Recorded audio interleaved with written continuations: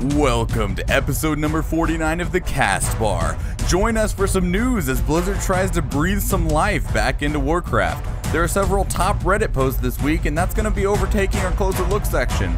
We get a bit of mail this week, and we have a review of the Oculus. Thank you, and enjoy.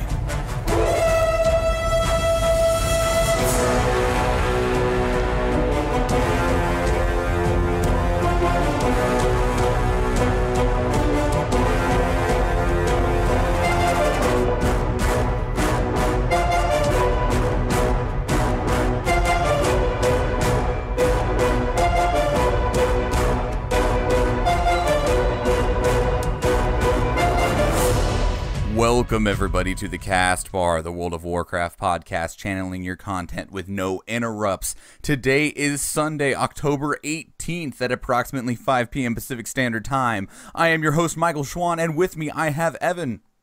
How you doing? I'm doing well, and Florian. How's it going, guys? Going a lot better now that my audio isn't going completely bull honky weird, all over the place stupid. Yeah, that's pretty nice. And I am trying to wait as patiently as possible for October 27th to come around. Oh, that would be because of the closed beta beginning for Overwatch. Yes, and I have no guarantee that I will get in. I can just pray, hope and pray. Now, I imagine there'll still be a non-disclosure agreement, meaning we won't be seeing any YouTube videos, or I'm sure they probably haven't explained the rules. What about typically? Well, and I know that they're only choosing a few people in the NA region to do the closed beta that starts on October 27th. And I do not have a source. I am purely going off of something I remember reading. I can't tell you where it was or anything like that. But I remember someone, which, I mean, it's the internet, so who knows. I remember someone saying they're moving the beta to open beta the Tuesday after BlizzCon. So we'll only have about 2 weeks of closed beta, and then they're going to open it on Tuesday after BlizzCon, which should be November, 12th or something like that. But it's going to be it's going to be open to everybody, but it's going to be restricted because it's a stress test. So you're going to be limited to certain maps, certain classes, and something along those lines. Right, so they'll be doing that usually as a weekend event, like a weekend preview or weekend stress test, where they'll let almost everybody in, I believe. That's I ended up doing those once for Elder Scrolls Online right before they released, and that's how I got kind of a good taste of the game. I ended up buying it when they did release for that reason. Well, and that's what Star Wars Battlefront just did. Do you think that they'll have a Founders Pack purchasable beta ticket, like they did with Heroes of the Storm? I would imagine so, and if they do, I'm totally going to buy it without any hesitation whatsoever. Did Heroes of the Storm also have an open beta, or did they just eventually send out millions of invites? It was eventually open. Very, very late, though. They had closed alpha, closed beta, and then you were able to buy into beta, and then it was only it was like 2 or 3 weeks before the game technically launched, quote-unquote, is when it went completely open. Yeah, it's kind of the opposite of Hearthstone, which was an open beta for ages before anything actually came out. So, if I remember correctly. Yeah, I don't know much about the Hearthstone alpha because Heroes of the Storm had a really long alpha, a relatively short beta, and then we went into launch. Whereas Hearthstone, its beta went on for like a year. Hopefully, we don't have a year. Oh, I mean, I don't know. I wouldn't care. Could have a year of Overwatch beta. Yeah, I mean, with the quality level of Blizzard betas, I wouldn't care if Overwatch was in beta for a year. As long as you get to play it.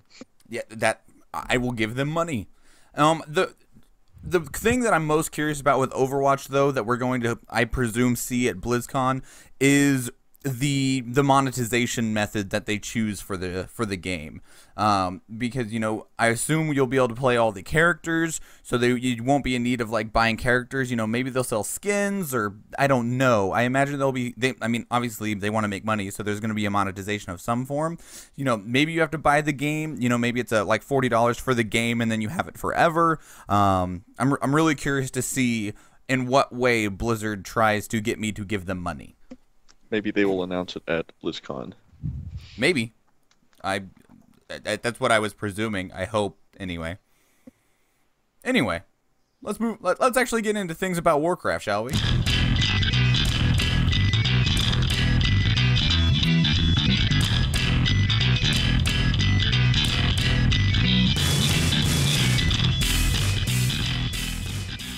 Welcome to the news, everybody. This week, we have one thing only to speak about in the news because the rest of the possible news-related items are actually tied up in the top Blizzard posts. So, the thing we're going to be talking about is the patch 6.2.3 is currently live on the PTR. And the first thing that I saw when I saw these patch notes and everything that was coming through was that it kind of looked like they were trying to breathe life back into Warcraft. I mean, we still have a long way to go until Legion, so a lot of these things that I'm seeing are kind of like them trying to push it as much as they can so that, well, we don't have a complete and total drought like we did at the last expansion. So first thing, they announced new time walking dungeons. Cataclysm, whole bunch of dungeons for that, and one new dungeon for TBC and Wrath of Lich King. So that being said, Evan, have either of you taken part in time walking dungeons yet? Because I still haven't done one. I still haven't done it either. I've done a few, not too much, just enough to get a taste of it, and they seem fine. You know, the only real problem was always the lack of a reward system, which Blizzard is remedying more and more, especially with the new stuff that's coming out for it. One of the things that I noticed, and I noticed immediately about myself at least, is that they announced the Cataclysm dungeons. The dungeons that we are getting for Time Walking Cataclysm is End Time, Grim Batol, Lost City of the Tol'vir, Stone Core, Vortex Pinnacle, and Throne of Tides. And the beginning of Cataclysm was probably the most fun I've ever had in Warcraft. And I know a lot of people have bad memories about it because of how difficult and stuff, but I've spoken before about how much I loved the difficulty of heroics. And from what I've been hearing, time walking dungeons aren't very difficult, and I feel as though the nostalgia that I have from those dungeons will not carry forward very much, if at all, if I was to do the Cataclysm time walk. Yeah. Do you have a thought, Florian? I would say that's actually pretty accurate, at least in my experience. The difficulty really isn't that high. A lot of the dungeons that I've played in the past that I enjoyed back in the day that I've replayed in time walking, they're a lot easier now. I don't think Blizzard is purposely tuning them to be back at their original difficulty, simply because the World of Warcraft, the game has changed since those days. You know, you can't give people crazy hard 5-mans that take forever to beat anymore. So I don't think it's going to be the case where they're that difficult, and a lot of the mechanics are still trivialized as they are in a lot of current dungeons.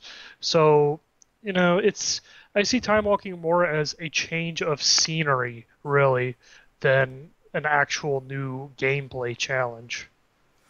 Well, I think one of the things that, I mean, we have discovered through our conversations that everything in Warcraft, whether you do it or not, pretty much comes down to whether the incentive is there. And while I haven't really done, actually, I haven't stepped foot at all into Hellfire Citadel, I still have a decent bit of gear from Blackrock Foundry, and the time walking gear doesn't beat that. So don't really have any reason to do the time walking dungeons, and if there's something that I need from that dungeon for one reason or another, it would probably be more time effective for me to just go run it on my own, non-time walking. They are doing reward improvements in Mythic dungeons, though. Correct. So maybe they're trying not to kill the same bird with two stones. I don't see why you wouldn't want to, though. I mean, people are constantly asking for options, so if you give them more options, then that should satisfy them in more ways. I mean, it's all still technically dungeons, but they're different dungeons in different ways, and I think that would make a significant difference. I think the main issue there is that it sort of fragments the community. because Blizzard has set things up more or less with the last several expansions where they want everyone doing the same thing at the same time. Everyone is doing the same set of dungeons. Everyone is generally progressing on the same raid. And the reason for that, one of the main reasons for that, is it makes matchmaking much, much easier. It's easier to get groups in the looking for group tool or in the automatic dungeon finder when everyone is queued for the same set of dungeons. If you have two separate sets of dungeons, both of which are rewarding, people are going to be splitting up doing both, and that means it's going to be longer queue times potentially, simply because you don't have everyone in one big pot, making things easier and faster for the matchmaking system. I guess that makes complete sense. I mean, if they split things up too much, then everything's just going to be even more difficult to actually do. I mean, yeah, I understand. It just, I don't like that excuse. I don't either, but it's an unfortunate fine line you have to walk between the ideal of giving people as much content as they want and the reality of dealing with the technical aspects of making it all actually work and actually be playable for everyone. Right, and without making queue times or anything like that too long. Okay, well, they're also adding Magister's Terrace to the Burning Crusade, Time Walking, and Pit of Sauron to the Wrath of the Lich King. I presume that this kind of gives us the precedent that eventually all of them will become Time Walking dungeons, no? I don't see why not, unless they're planning on doing a complete dungeon revamp like we saw in the Black Fathom Deeps, etc., and they don't want to do it until after they've revamped it. But then again, that's not a matter of if, it's a matter of when. Right. I mean, there isn't... Violet Hold isn't a time-walking dungeon, correct? For Wrath of the Lich King? I don't think so. Because Violet Hold is going to be getting a makeover come Legion. Because Dalaran is where that dungeon is located, and that'll be our new capital city again. Right. Also added to time-walking dungeons, we are finally able to get a infinite dragon as a mount. The Infinite Time Reaver, which is a awesome mount that is modeled after Murazond from the End Time dungeon. It's an infinite dragon, so it's all blacked out and cool looking. It has a random chance to drop off of any time walking boss, so you don't have to grind in time or anything like that. Just do time walking and you have a chance to get it. Something that I wanted to ask on this, now that we have gotten through the time walking thing, on that same note I made previously about difficulty, and I think, Florian, you might have already answered it, is they don't want to sever the community too hard, but I really liked the idea of mythic time walking so that I could still retain that difficulty. But is that just a no-go? It's something Blizzard could do if they really wanted to, but like I said, with the current way WoW is going, where dungeons aren't being considered to be hard content and aren't designed as hard content, I don't see that happening. And then you run into the problem again, if you have a separate set of mythic time-walking dungeons, you're once again fragmenting the community further and making another separate queue that people will have to go in. I think they like the, they've certainly diversified the amount of ways you can queue for a dungeon or a raid experience. How do we have 4 different modes for raiding right now? LFR, normal, heroic, and mythic. Right. And then for dungeons, we have normal, heroic, mythic, challenge mode, right? Yes. So I don't see why they should fragment it more, like the Florian's saying, just have so many different separate queues, but just like they've done recently with normal raiding and removing some boss abilities, just so it scales a little bit more smoothly with the other difficulties, they could scale dungeons to have mythic be the very high end or challenge mode be the very high end and have a smooth kind of progression between the different modes. I would be down for that, because I want to relive the glory days of fighting my way through Cataclysm dungeons in their true difficult glory. Item upgrades and valor points are returning. Yay? The valor points, you are currently only going to be able to use them on item upgrades, and valor points, you'll be able to get them from multiple places, but the best source of them will be from mythic dungeons. Yay? Is this yay? I would define it as a yay. I mean, because we talked before about how Valor points would be a good way to, well, as kind of what we said earlier, breathe some life into the game if you gave more options to do with them. I don't find item upgrades to be the biggest and baddest thing that I could ever do with any type of alternate currency. That's very true, Mm-hmm. but I would look at it as kind of Blizzard killing two birds with one stone. They've effectively brought Valor back, which they can potentially do almost anything they want with it now that it is back in the game. And what they've also done is made dungeons actually more relevant again. Because Valor doesn't just drop from mythic dungeons, it also drops from heroic dungeons. And a lot of people aren't going to be wanting to run mythic dungeons because they are quite They're difficult hard? for a lot of groups. Sure. So I realistically see this as something that's going to bring running dungeons back and making it actually a valuable thing now that you can get up to 10 item levels of increase on your gear using that Valor. But was this the solution we wanted? I think we were going for something a little bit more exciting, or complex, or something with complexity. I think what Not, Florian's just a- saying is that it's the first step towards what we spoke of before. Because we had talked about, being able to buy cool things and do stuff with Valor points, and maybe we'll hit a point where we can do that. But we have to take baby steps to get there, since everyone probably still has a little bit of a bad taste in their mouth from what Valor points were before. Is that what you were getting at, Florian? That's what I'm thinking, is because Blizzard, as we've said before many times on the show, they do something in a very small scale, very simply, and then they scale it up, usually in the next expansion. And it looks like if they want to bring Valor back, the first thing they have to do before they just go into a full-on system where you can buy a lot of things with it is to just give people Valor points and something simple they can do with it, and then build off of that. This is also a good way to make people more comfortable with Valor being around again after they unceremoniously kind of threw the entire system out at the beginning of Warlords of Draenor. Screw this!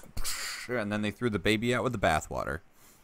Pretty much, they're trying to rectify that situation, but it's kind of hard to do right now. So this is probably the best thing to do, is just slowly bring Valor back and ease people back into it. And a good way to do that is with something very simple, very straightforward, like item level upgrades.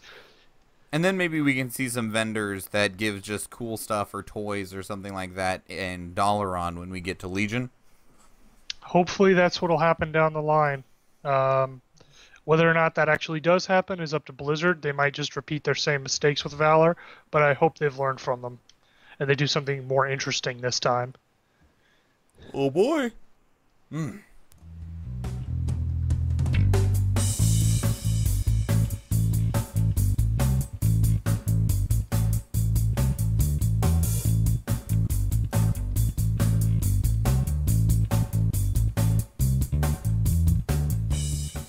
This is not a closer look, but it is the Reddit post of the week. There are 3 Reddit posts of the week this week, and the first one is from user Jadia person, who sent up a post about the Warcraft movie trailer is going to premiere at BlizzCon. We had a trailer. I don't know if it's the movie trailer itself, but the movie trailer premiered at one of the trailers premiered at San Diego Comic-Con, which was it Comic-Con or was it Gamescom? I don't know. One of those, and we weren't allowed to watch it. The public wasn't. So, presuming that what happens at BlizzCon, we will actually get to see something this time if you are not behind the closed doors of a convention. Are you guys excited? Or I am. I want to see this movie. Hell yeah! Hopefully, it gives me goosebumps like the very first time I saw the very first WoW cinematic with that dwarf and the bear. I'm personally maintaining an attitude of cautious optimism. I would like it to be good, and it probably will be because Blizzard seems to have been very careful with it, but video game movies do not have a great track record, let's be real. Well, and also remember, though, Blizzard isn't doing the movie. They just gave the rights to do the movie. Paramount, it's Paramount or is it Legendary? I think it's Paramount. I don't know. One of those studios is doing it. And so, it's really up to them on whether it becomes good or bad. Now, I know that they've been working with Blizzard to make sure things are accurate and the way they should be, but that still doesn't mean it's going to be a good movie. Definitely true. So I'm just being a little cautiously optimistic. I want it to be good. I'm hoping it'll be good, but I'm prepared for it to be bad if that's just what the universe decides. Well, let's hope that's not what the universe decides. Public service announcement. Turkey the Murloc pet is now available outside of Asia. This is from the user Luke is a shitlord. And so apparently there was a Murloc pet that you were able to get in Northrend, that you had to go to a cave to loot the pet from, but you could only do it if you were on Asian servers, and you are now able to do this on US servers and European servers. I didn't even know this existed, did you? I had no idea. No. It kind of makes me wonder what could possibly also exist on other region servers that we don't know about. I think some of the Chinese servers have some microtransaction-y stuff that we don't have, like the little stuff you can buy like pets or whatever. But I wasn't aware that there was any content in the actual game that was different. Yeah, I wasn't either, and that's why I was surprised by this because, yeah, no idea whatsoever. What are your thoughts, Evan? Are you stoked about a new pet? No, man. Yeah, but I think it's really cool that something was exclusive content. I think it's really cool finding out that there was exclusive content like this, and I'm wondering what else is kind of out there. Are they holding on to some crazy mounts or something that we have not had yet? That's my suspicion going off my conspiracy theorism, But it's quite possible. Yeah, that's cool. I mean, we don't have a whole lot of way of knowing. Random. Because even Chinese and Japanese players and stuff, they normally talk about the game on their own forums and stuff that we don't ever see. Don't they also have some models that are different in the Chinese gameplay because their culture doesn't really approve of the depiction of skeletons and things? So correct. So the bone storming ice crown sizzle boss is like a flesh golem instead or something. Right. Also undead. The race, they don't have bones sticking out, which incidentally makes them look a lot better as a race. I really wish we could use the Chinese models. There are no skeleton enemies. I believe they've all been just replaced with zombies. Anything that is bones or skulls. And also, on Chinese servers, when you die, instead of leaving a corpse behind, you leave a tombstone. Oh, wow. Yeah, it looks real cool. That kind of mode. I don't understand why we wouldn't, if they have it already. I don't know. And the last one is a little bit of a Debbie Downer. It is from Felipe Shaman, and it says, "Let's send Total Biscuit some well wishes." And if you are not aware, Total Biscuit, also known as the Cynical Brit, is an internet personality. He is kind of a little bit of celebrity around the nerd culture. He doesn't really do much with Warcraft anymore, but he used to do tons and tons and tons of videos for World of Warcraft, and he has now became just an all-around gamer, and he does a lot of really good stuff for the community. And on October 15th, he had been fighting cancer for a few years. It was in his bowels. And through chemo and treatment, they had gotten rid of the cancer in his bowels, but it has metastasized, which just means it moved from one organ to another. And it is now in his liver, and it is terminal. And the doctors have given him 2 to 3 years to live. Yeah, I read his tweet. He was really kind of forward with his people in his game community, and a lot of people showing concern, so that's cool on him. He's going to try to hold out and wait for medical technology to improve. If you have people in your lives who are suffering from the same kind of thing, it's cool just to, put your thoughts with those people for a while. I am the sad. I mean, we just lost Monty Oum not too long ago. Creator of things like Dead Fantasy, original animator for part of the Red versus Blue team. He was also with Rooster Teeth making Ruby, and he died, and it's sad. And now another person that does awesome stuff, and they're all young, which just makes it seem so unfair. And I just hope and pray that he is able to fight this as long as possible, and that science does evolve to a point to where stuff like this doesn't have to happen anymore. I hate cancer. Cancer's stupid. Stupid. Stupid.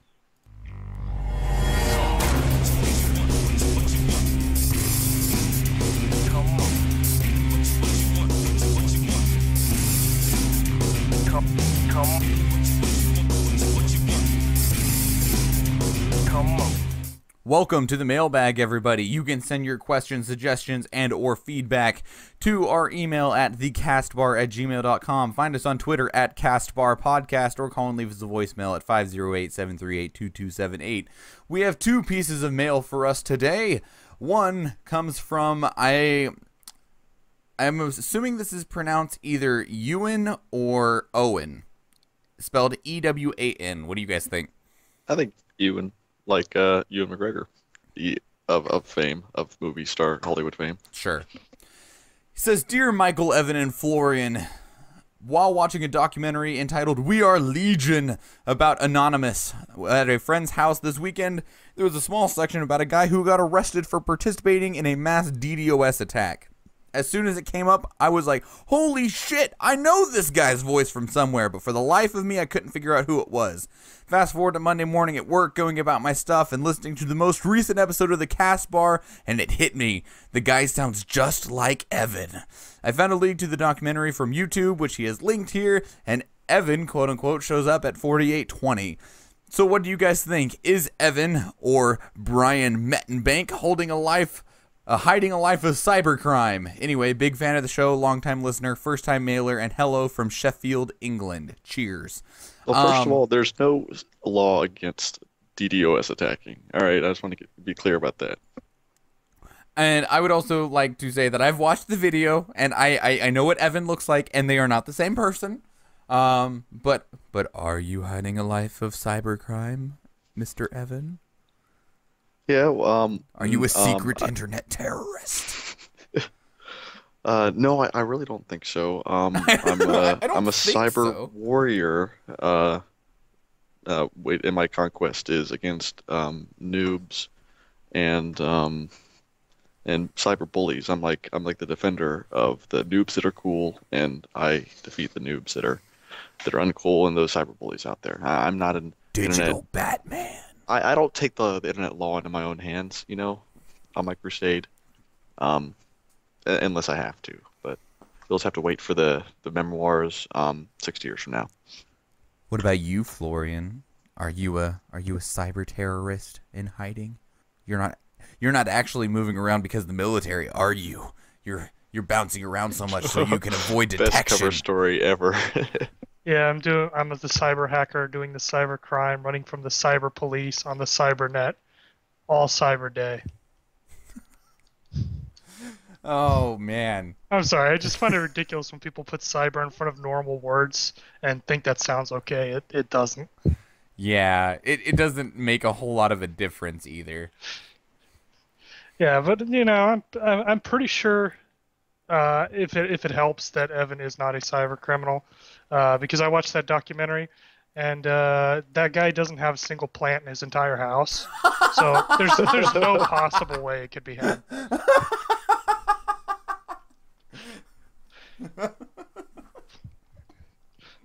True that. Very nice. I'm glad you guys saw the video and kind of corroborate for me. I didn't watch the video. I felt like this guy, he might have been right on the money, and I might have been living a life that was secret even to myself. I didn't want that kind of world-shaking revelation, so I, on the side of caution, decided that I'd wait to hear from you guys before I watch that video. Well, here probably a wise decision. Here, this is who we think sounds like Evan. I don't know how loud this is going to be. I'm sorry if it destroys everything. I pretty much just went about my life after that for probably, I think it's 6 months, and then the FBI showed up here at my parents' house where. I don't think he sounds anything like you. He's got a little bit of a southern accent in there. Did you hear the way he said that? He talked a little more like a guy who was raised down south and still stayed down there a little bit. pretty much just went about my life after that. That, you Hey, know? that's not too bad, man. Cool. I appreciate the shout out anyway. Okay, moving along. Next we have Hi. I think MMOs will hang around in some form for a while, yet for players who like to build a character or world they can relate to. Mobile games, while a big thing, really seem more suited to filling in a spare 10 minutes or so, but not something you can really get invested in. Having tried a couple of MMO games on the phone, I find that after a couple days, even a week or two, they get either boring or just too fiddly due to lack of controls on a phone. Once you get started managing characters, bags, and coins, so I just ended up deleting them without a thought. The thought of just hitting delete on a WoW character is so much more of a big deal. And to another of the topics, I only started playing at the start of this expansion. Vlad from Brands Dragonflight EU. So, this goes back to the conversation we actually had 2 weeks ago, since we had that super short little bounce over episode. I was not implying in any way that MMOs will ever die. I don't think MMOs will ever die. I just think that they will, as we move forward, I think MMOs will continuously get much smaller across the field as a whole. And that doesn't mean that they go away or anything like that. I mean, EVE Online only has I think they only have 100,000 players or 75,000 or something. And they are like a 15-year-old MMO or some crazy age like that that's been subscription for the last 15 years, and they're still doing just fine. And I'm just saying that I think more MMOs will start to go down that route of just small and consistent rather than big swings and fighting over big numbers in the millions. Yep. I play an MMO that's quite old, and Warcraft? just from time to time. Yeah. Even older, the Ultima Online, which I think was started in 97 or so coming up on 20 years. Still have a subscriber base. I think they probably haven't released a single expansion in 6 years. I'm not sure, but you can still pay your $13, $14 a month, rising with inflation. Well, and RuneScape is still running strong too. And, they have haven't they? They have, I forget what it's called. It's not called subscribing for them. They have like a premium membership or something like that. It's not even called premium. It's just, do you want to become a member? I remember that now. Are you a member? And it's only like $5 a month, and that MMO is like 12 or some crazy years old now too, and they're still doing just fine. There's still tons of people that play, and tons is a relative word. I mean, we got 5 million people playing Warcraft, and RuneScape, probably has, I don't know. I'll look on the wiki and see if it says. RuneScape launched, however, in 2001, so it is 14 years old, and it's still chugging away. Put. Yeah, it's a lot of these. What a lot of people don't realize is that to maintain an MMO doesn't require a massive player base. You don't need millions of players to do it. You can easily have a very successful and profitable MMO with 100,000 players or even less than that. A lot of MMOs have far less than just 100,000 and they get along just fine. It's just that the ones that we see and hear about are a lot are the huge ones that the game industry is dumping tens or hundreds of millions into and expecting to get millions of players. But very small specialized MMOs, many of those already do exist, and that's probably going to be a growing sector in the future as MMOs become more specialized and cater to the players. So this says as of January of 2015, they were sitting at roughly 200,000 players on RuneScape. That is a respectable number of players. Yeah, I mean, I mentioned before that if a MMO hits 1 million active players, that is like the golden dream of, oh my god, we are one of the biggest, baddest things ever. But really, most of them, like you said, survive on much, much smaller numbers. Yeah, exactly. Everyone looks at things like WoW as kind of the measuring stick, but what they forget is that this is pretty much WoW is pretty much, at least, and also in its prime, was a freak occurrence. Like, there were no MMOs that large before that, and there haven't been very many come close to that size since. It's not normal in the MMO industry. Normal is, oh, we have 60,000 players, we're a success now. That's pretty much normal. EverQuest 2 has roughly 100,000. EVE Online has roughly 125,000. So I guess that's just kind of the number. Yeah, probably. I guess I'm sure there's like an equilibrium point depending on how many players are interested in playing. I'm going to say historic games. That kind of just came out. I don't mean to say historic, but subscription-based games that are on the older side that have public servers that are run. Sure. And then some of these also go through their sunset period and close down completely. Vanguard Saga of Heroes ended up doing that recently. We've talked about that game before because of its exemplary crafting system. So yeah, people still provide support to these games, and that's cool. And I think nostalgia plays a whole lot into it. I think knowing what you like plays a whole lot into it, and yeah, it's capturing a part of the market. I think it's really cool that some of these old games are still on. Yeah, I mean, and that's one of the reasons that I don't think Warcraft will ever die, because it's still sitting on the top of all the other MMOs. It's the far end of the spectrum. So even if it completely crashes and burns, like just to a horrible degree, and just, we'll say it tanks down to 10% of what it has right now, that's still 500,000 people, which is just an ungodly beautiful amount for the majority of MMOs. So Yeah, Yes, absolutely. So again, I didn't say MMOs are ever going to go away. I just think the idea of MMOs having 2 to 5 to 10 million players is just going to start just dropping slowly over time. Over the next 5 years, I think that Warcraft will probably be down to like 2 million players.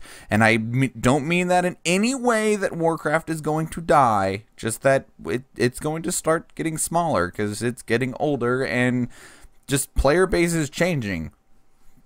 Welcome to the future. Anyway.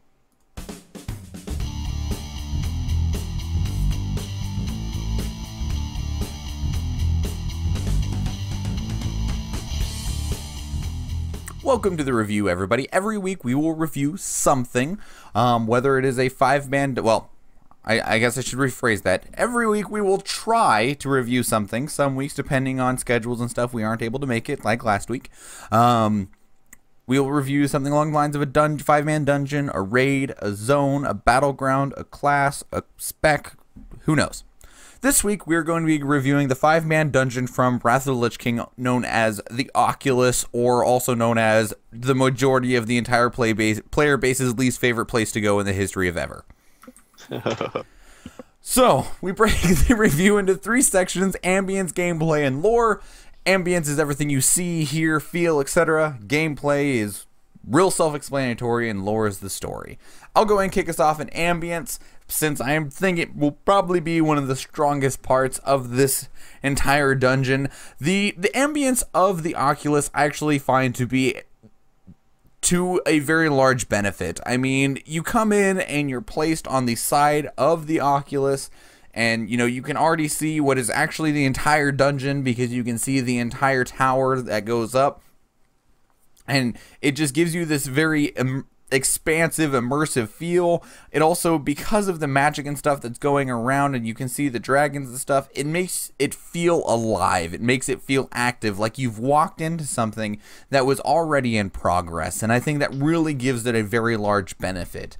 And I won't speak to the gameplay of the end encounter of riding around on the dragons, but from the ambient perspective and the feeling of it all, that was really cool. That was one of the very first times that we ever got to even experience that idea of in-flight combat. And regardless of whether it worked well or not, it was just a neat thing. I mean, that was a really fun thing until you realized how broken it was in in terms of trying to beat the boss. But flying around from one place to another on these dragons that you managed to save, and trying to chase the boss, the second or third boss around from platform to platform, while, I'll try not to bleed into gameplay. While on one hand it might have seemed frustrating, on the other hand, that's a legit thing that happens in stories and games and all kinds of stuff. You know, you're like, aha, I got you. No, your princess is in another castle. Well, darn. And then you have to go fight him and chase him off to somewhere else. And I think that really gave a big, on the surface, it gives a big benefit to this dungeon. What do you guys think? Yeah, go ahead, Florian. Yeah, I kind of agree with most, if not all, of your points. Especially with the way the dungeon is large and open and allows you to see the entire dungeon from the beginning. This place, it has a very interesting setup in that it is a very linear dungeon, but it manages not to feel linear simply because of how big and open it is visually. It feels like you can go more places than you actually can, and it feels like one of my the very first few times I went through it, I constantly felt like I was potentially going to get lost very easily, which ended up not happening because it's a pretty straightforward dungeon, but it at least has that feel of being a lot more expansive than it really is, simply because of how open it is and how it's tiered with sort of multiple levels and all that. So I think they did a great job with that. As for the aesthetics of the dragon riding, that is, I would say I have to feel similarly to the way you did. When you first saw somebody get on a dragon and start fighting other dragons, you're like, this is awesome! And then you get really excited and you go get one, and then you start doing it, and it turns out not to be that great. But aesthetically, it's a really cool idea, and I would like to see. It's something I'd like to see Blizzard maybe revisit one day. Just do it better, though. Do you think they can with the limitations of the engine? Maybe, I don't know, because the engine is limited, but we've seen Blizzard do some pretty incredible things that this engine was in no way ever meant to do when it was originally designed. So, you know, maybe if their programmers can work some magic, it's possible, or maybe that's something for a WoW too. Who knows? I would like to see the idea revisited because it's a really cool idea, and it's really fun, and it works really well in dungeons like this where it makes sense both aesthetically and lore-wise, since our characters can't fly. But yeah, it's something that could be a lot better, and I'd like to see them try again at it. This was a pretty decent 1.0 attempt, is how I look at it. This is sort of a basic try at the mechanic. Where are you sitting on the ambience, Evan? Most of what I have to say about the dragon riding would fall into gameplay, so we can just wait on that. Ambience, I have to give this place credit, as always, for a dungeon you can see from the outside, you know, rather than just a hole in the wall that goes into an instance thing, you know. You can see this place and explore it if you have flying in Northrend, and check out all the platforms and all the places you fight the boss, and then the big platform where the big blue dragon is hovering around afterwards. It won't be populated with enemies, but it exists inside and outside the world, so that's really cool. It makes it more consistent and seamless with the world. Well, definitely immersive. I think the scale of the place is really cool. And as far as your exploration of the place being via these kind of aerial vehicles, it's kind of an ambience perspective to say they'll fly literally from one platform to the next, rather than, you know, be teleported by Khadgar, you know, or something like that. I think that's really cool just because they try to break the mold, you know, and when you have to do something like 5-man dungeon 100 times, you got to make it feel different somehow. So I think it was pretty successful in execution there, just giving it a different feel with the kind of resources they had. Well, now, one of the things that we noticed with Hellfire Ramparts is that inside the dungeon is actually larger than what you can access of the dungeon on the outside. Is it the same with Oculus? Because I kind of feel like they're roughly the same size inside and out.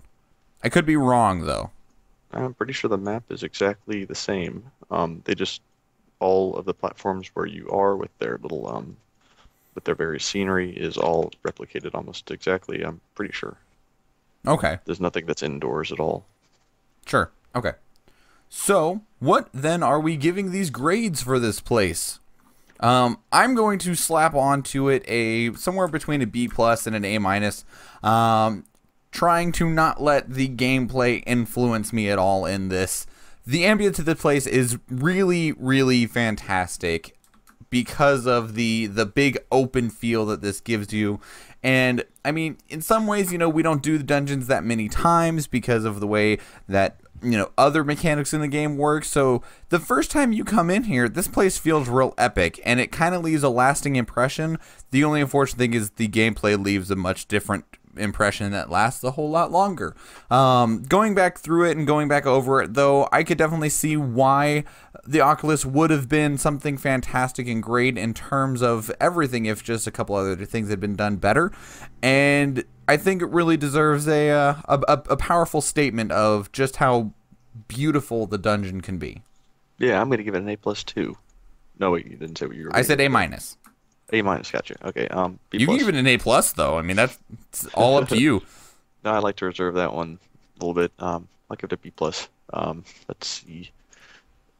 Redundant, but most of the design of the place, I think, was put into the scale of it, not necessarily making it really interesting. I don't know why these people are here. There isn't much in the environment to kind of give me a clue as to what this place is used for, but it is very aesthetically pretty, and the scale of the place is its most impressive quality.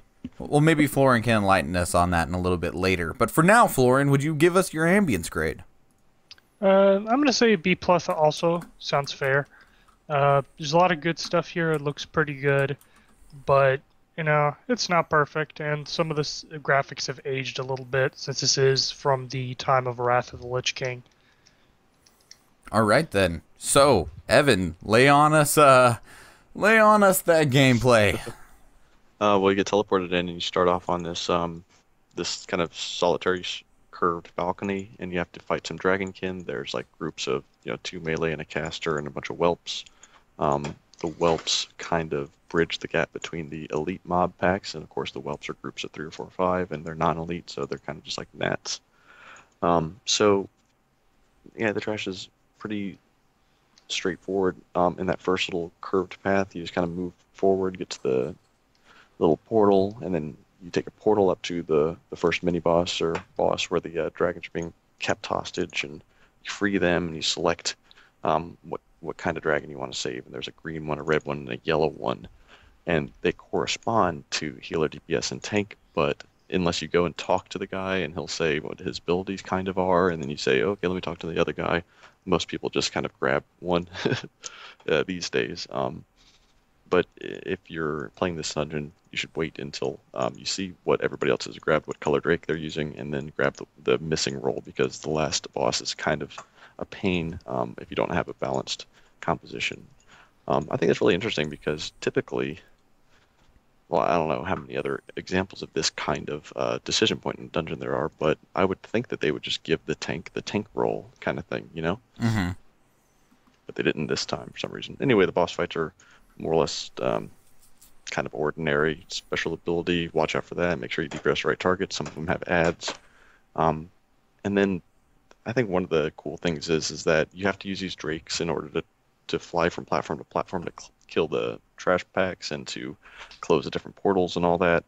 And when you're in the air, there are randomly dispersed throughout three-dimensional space these elite drakes who will attack your drake, and you can't really kill them from the ground. You kind of have to have your drake to kill them because of the amount of health they have and the amount of damage they do. So you're trying to avoid getting lots of ads when you're on the ground, of course. You can take those out. You have to avoid getting ads when you're flying around too, and you have to kind of take them out. And your dragon will unlock different abilities as time goes on, as you defeat the other bosses. So when they're fully powered, that's when you go to take care of the main boss guy. I think that abilities are not too self-explanatory. They're not too intuitive. I think it's kind of clunky. 3D positioning is kind of the same problem they had when trying to do Vastier, meaning you're going up and down, left and right, and you don't know where the enemies are attacking you kind of from, and you have to kill all these trash mobs, these whelps that are doing their fire breath or whatever. but it is exceedingly creative, and I kind of like that it changes things up. There isn't really another dungeon that does this kind of thing, where you take control of vehicles and use them to help you. Except for maybe Ulduar, you know. So I think this is a Wrath of the Lich King trope almost, and I think the execution is medium. I think more fun than using the demolishers and such in Wintergrass, for example. I think one of the things that we learned a lot from this game is that not from this game, from this dungeon, and also I want to say also from Vashir, is that Warcraft in a 3D space doesn't work very well. I would agree with that, and that's one of the things that hurts this dungeon the most is the 3D gameplay when you're flying the dragons. It's something that seems like it should be cool and fun and exciting, and it just ends up being very annoying and doesn't play well, and somehow that makes it worse. The fact that you anticipate that it's going to be cool because it looks cool and then it ends up being terrible, that somehow makes it hurt more than if it had just been something boring and run-of-the-mill, as opposed to mid-air dragon versus dragon combat. And that's one of the things that weakens this the most. Another thing I feel is that as Evan said, the abilities of the dragons are something that's too unnecessarily complex and not well enough explained, because you end up in a situation where you've spent 80 levels playing your character, using your spells and mastering your rotation, and now all of a sudden you've got to do a completely different rotation with spells you've never seen before that no one has explained to you, and like everything just completely changes. It's not in any way similar to your class or similar to it's not necessarily even the same role, because they don't explain very clearly what the roles of the different dragons are. So it's something where you can very easily get confused, you can screw things up, you end up messing up your rotation, and it causes a lot of problems for players. They basically take what you're used to and what you've mastered gameplay-wise, they throw it out the window and give you a completely new thing, and they're like, here, you can figure this out. Also, figure it out while doing this hard-ass final boss fight. Good luck. It's not cool, game designers. It's not cool. Thought you liked being challenged. Well, this proves to be one of the only dungeons that's still challenging, even after the ability squish and everybody being, them shortening the trek from 1 to 90. Not anymore. Not anymore, though. Recently, in an update, I think we mentioned this, an update like 6 months ago, they made it so that vehicles now scale with your stats. And the dragons count as vehicles. So you don't have to, so you just blow through everything with 1 or 2 hits. Yeah. Interesting. Well, I mean, it was one of the things that was, like, kind of in the way in terms of trying to solo things like the beginning of Ulduar and the Oculus, and depending on your class, trying to solo Eye of Eternity, because just vehicles were still complete Bork. So they changed it to make it actually relevant in terms of being able to go back and solo stuff. So then, what are we sitting at for gameplay, gentlemen? I really don't want to take all the time to talk about all the things that this dungeon did differently. But there's a lot that's kind of breaking the mold, and I always appreciate that. So I'm going to give it a B+ in gameplay as well. Execution was a little off, of course, but not horribly so. So I will applaud something for trying to do something differently, but just because you do something differently to me doesn't mean that you should get a medal if you do something differently and you do it completely terribly. So, while I understand, I cannot hold that same stance because, yes, it did something different, but what it did different, it did complete garbage. Like, it's really, really bad. I even find the mechanics on most of the boss fights to be just atrocious. I mean, they even added a mount drop to this dungeon, and people still didn't want to do it because it was so bad. I mean, while you're on the ground, it's fine. But as soon as you get a dragon and you're having to chase around the guy who's invincible, and by the way, had a chance to glitch out to be permanently invincible, and then have to do the fight on... No. No. I will give it just enough credit for trying to do something different to give it a D-. And no. That's it. That's as good as I can do. Because it's garbage. My goodness. Terrible. Florian. That's a little harsh. Yeah, I'd definitely say that's a little harsh of a grade to give this, because... Fine, I'll give it a D. No, I mean, it's your grade. You can give whatever grade you want. I mean, this is America, okay? America. You're entitled to your opinions. But while the dragon mechanic and all that stuff definitely held it back from being an excellent dungeon, what is there in general I feel is pretty decent. It's not a terribly bad dungeon. It's not great, but gameplay-wise, I feel it's okay. I've never had any beef with this dungeon. A lot of other people were like, oh, the Oculus, we don't want to run the Oculus. The Oculus just sucks. Every time I went to the Oculus, it was just like, it's the Oculus, it's whatever. So I'm just going to give it a C, which is a pretty whatever grade. Yeah, that's average. Cool. Yeah, I feel you. And I think that between a D, I'm gonna move that back to a minus. D- to a B+, averages out to a C with a C, so that's a C. Lore, Florian, is there story here for us? There is story, although it's not necessarily readily apparent. I think that's a trend. That is a trend in World of Warcraft dungeons. It's something they should probably work on. Maybe if they didn't keep putting everything in books.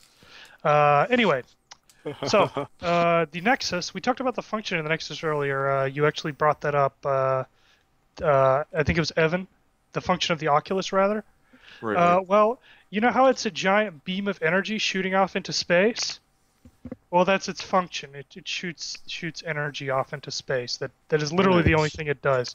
Apparently, for reasons that I do not entirely understand because I'm not a wizard, Malygos decided to set up all the ley lines on Azeroth to go to the Nexus, as we've discussed previously, and then the Oculus takes all that energy and shoots it into the Twisting Nether for reasons that are never adequately explained. So, cool if it was like some plot to summon the Burning Legion to wipe out Azeroth because Malygos didn't think that we deserved to control magic at all or to be magic users and this and that. That would be cool, but that's not what happened. It's just it was just like, let's shoot all the magic into space, and it's not very clear why. I've been looking it up trying to find it, unless there's some obscure quest I've missed.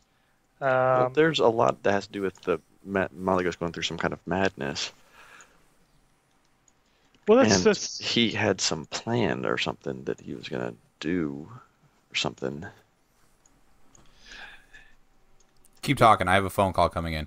Right. So, I mean, he had some kind of master plan of how he was going to relieve his kind of lunacy, right? But I don't know very much about the Eternity and his whole lore line. But you're doing stuff all throughout Dragonblight that have to do with the ley lines and the Blue Dragonflight.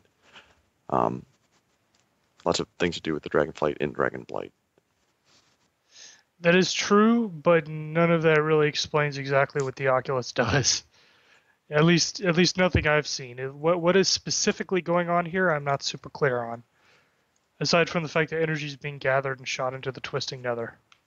Interesting. Yeah. If anybody knows more, send us an email at the Castbar, because I'm sure there's some dude out there who's read some friggin' like comic book and that explains it. Or something. It was a like McDonald's Happy Meal prize. You know, at this point, I honestly wouldn't be surprised if they started putting the lore in Happy Meals. It's already fragmented enough. Try to hook them while they're young. Yeah, so, I mean, there's that. As far as the storyline within the dungeon, like, I suppose there's some quests and everything. I'm not sure exactly who gets involved in sending you there or who meets you at the entrance kind of thing. I think the Blue Dragonflight has some representatives inside that little purple prismatic shield outside of the Nexus in the Borean Tundra. That is the Blue Dragonflight, right? Or is that people from the Red Dragonflight? Or is this... the ones that are hiding spellcasters? you? hiding you in the purple bubble. I'm pretty sure those are members of the whatever the Tor? Mages Guild is in Dalaran. Okay. It's not called the So, Mages Guild, but I would think that Kieran Tor, right? yeah, that's them. Those people. Jaina and them. Well, at the time, it was actually Ronan, not Jaina. But yes, right. Effectively, that is correct. So, what are our lore grades, gentlemen? I mean, I think just that's cool enough to get a C. No, I think it's better than that. I mean, we have given worse grades for less than this and better grades for less than this, and I think that even though we don't know the purpose of why that magic is being sent off or anything like that, I think that, I mean, we don't always have to know. I mean, like you guys said, you know, Malagos was crazy. Who knows? He's crazy. I mean, some men just want to watch the world burn. So, I mean, you know, maybe he just did it because he's crazy. He's like, I'll just send the magic off. I'll go get it later. I just got to get it away from these little humans because they're dumb and stupid. Yeah, when I reach a decision, or like a point like that where I just can't figure it out, I just play a game called Who Knows? Who knows why Malagos is like that? Who So what knows would you like to... why he's firing energy into space? Who knows? Send it back to the Titans! Yeah, seriously. He's like, magic's kind of pooling on Azeroth because of when mages were the flavor of the month class, so this is what I have to do to make things kind of balanced again. Florian, quick lore question. Is there any real connection between the dragons and the Titans? They kind of seem like separate entities. The dragonflights, or rather the heads of the dragonflights, receive their powers directly from the Titans. Okay. So the reason Alexstrasza and what's the guy's name? The other guys whose names I can't remember right now because I'm kind of tired. Caligos and Ysera and the reason they have a Nozdormu. massive amount of power is because they were given that power directly by the Titans. Before that, they were just like some dudes hanging around. Okay. By dudes I mean proto drakes, but I was an iguana. yeah. Back onto topic though, Florian. What is your lore grade? My lore grade is a B. There's not much there, but it's not that bad. It kind of leaves a door open. You know, like we talk sometimes about how Blizzard puts like little plot hooks here and there that they never use again. You know, this is something they could come back to. You know, like maybe he shot all the energy into space and it went to some dude who's going to show up in Legion. We don't know.